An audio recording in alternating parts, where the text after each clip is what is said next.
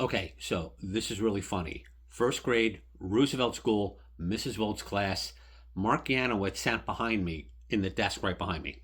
And one day we're doing some kind of arts and crafts thing. And I turn around and I look, and on Mark's desk, he's got a bottle of Elmer's glue. Now, I had never seen Elmer's glue before, and it looked very intriguing, the little white bottle with the cartoon bull on it and the little orange top. So Mark gets up to go somewhere. So I turn around and I grab that bottle of Elmer's glue. And I'm checking it out and I'm holding it in my hand. I'm saying, wow, this is really cool. And I'm trying to get the top off.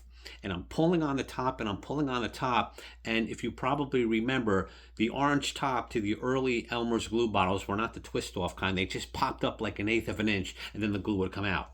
So I'm holding it tight in my right hand and I'm trying to pull this nib and pull this nib. And all of a sudden the whole nib comes off.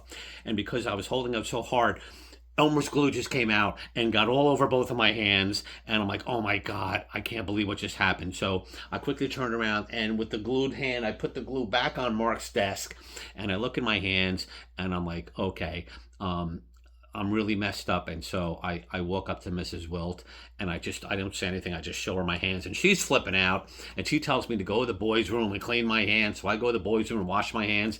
In the meantime, while I'm out, Mark goes back to his desk and he sees his Elmer's glue bottle without the orange nib and it's covered in glue. And he calls Mrs. Wilt over and Mrs. Wilt flips out and cleans up the big mess. And then I came back from class, up the bathroom, and I guess class proceeded as normal. But I got in trouble, and from that point on, I was very careful when I opened the Elmer's glue bottle. And thank God they invented the twist-off kind a few years later. And as I suspected, Mark Yanowitz skipped a grade, went to third grade. He didn't go to second grade because he was a really smart kid, or perhaps his parents called the school and said, listen, we can't have Mark Yanowitz in the same grade as Chris Bischoff because there's going to be trouble. Who knows what happened? I suspect because he was an intelligent little kid. And that's the Mark Yanowitz story. Thanks. Bye.